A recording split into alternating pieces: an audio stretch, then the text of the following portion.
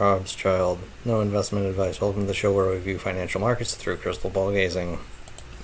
Today is Friday, July 19th, 2024. In today's episode, obviously markets continued to crack today, somewhat off of the back of, the CrowdStrike thing going on. I'm sure you're hearing it all over the news. All the airports and banks are apparently shut down because of software outage. So I'm quite sure that added to the volatility to the day, which helped me out. If you've been if you've been following my show, I've been short with or long the UVXY on call options, as well as long on triple inverse fund of SMH, which I sold both of those positions today, and as I expected, got handsomely rewarded from that. Daily reminder as well, 2-year, 10-year yield curve is still inverted. This is not a nothing burger. This is important, and it suggests that we may be headed into a very, very bad recession. Next week, notably, the next big data drops are Thursday GDP and Friday PCE data. Onto the charts, we are going to start with the S&P 500. This is a weekly time frame. Each candle is a week long. As I said yesterday, we needed to wait till Friday to see what the candle would really look at. Now the week is over, so the candle it's done. It's not going to move anymore from here. It closes on the end of Friday. So as I'd been saying, we had been looking so bullish. This looks a lot less bullish than it did before. It engulfs the entire last week, which says at the very least we're going to want to be going sideways. If not, this could even be a major top in markets. But, I've been saying that for months at this point, thinking that the top was in. And I still think it's in. Like I said, beginning of the show, 2-year, 10-year yield curve inverted. The Fed being so tight with monetary policy, it all just, a top has to form eventually. We need. It only makes sense for a correction to happen at this point in the business cycle. How deep? It's just a matter of how deep it'll be, in my estimation.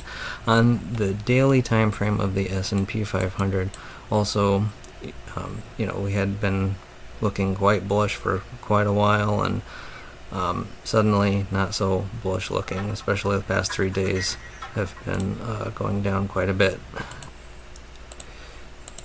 Moving on, the Fear and Greed Index, we are solidly in neutral at this point. I think we're perhaps likely headed further into fear, but we'll see.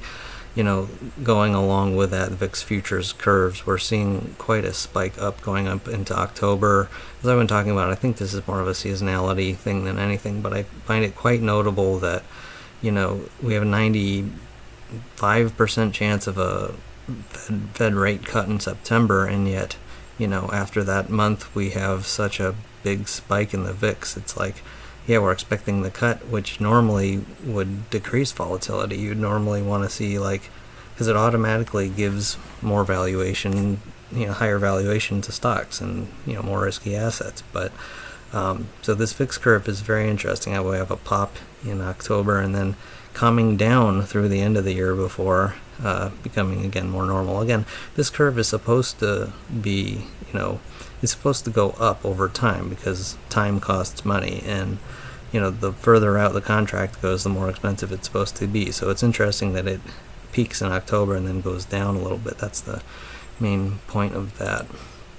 Moving on, we have HYT, still not showing anywhere near as much fear or care in the world about anything. Apparently, people, institutions, the world that owns higher yield corporate debt is not concerned at all about default and bankruptcy at this current time. I think there should be a little more fear priced into this market at this time. I would not want to be a holder or buyer of junk bonds at this point, but it's interesting that the Mr. Market is not afraid to hold on here to its current price. I just wanted to bring up again, I brought this up numerous times before. This is the bond yield credit spread between BAA corporate bonds and treasury bonds, and the lower it goes, it means the less risk people think there is in higher risk assets. Basically, treasury bonds are guaranteed, and so the spread between zero risk and a little bit of risk, when risk is more risky, the spread goes up, and we're at like historic lows, coinciding with HIT showing no fear. And so, in the borrowing space of borrowing money, it's like, and it's almost a tribute to the idea that, if things do start to get bad, that the government's just going to come in and bail everybody out anyway, so why not take a little bit more risk for a little bit higher yield? I think there's a little bit of that going on, sort of rightfully so. However, I don't think there's going to be as much bailing out this time, simply because of where inflation is. With inflation still being higher than it should be, the Fed and the government are going to have a harder time convincing everyone that it's okay just to turn the money printer back on and send prices soaring again. But, we'll see. Nobody has a crystal ball. Well, except for me. Whoops. Alright. And then, the VIX had another pop today. I got out of my position. I talked about chickening out in this, thinking that it would for sure continue up, and I think I probably lucked out on this whole CrowdStrike thing. If that didn't happen, volatility might have actually cooled off today. But so the big question for me here in the VIX is, is this the top here? Will we fall off here or stay around this area again? Even though it's higher than it has been for a while, this is not like total crazy fear mode. You want to see the VIX higher than this to see more actual fear. And that's all I have for today's show. Hope you enjoyed. Thank you for watching. Robschild.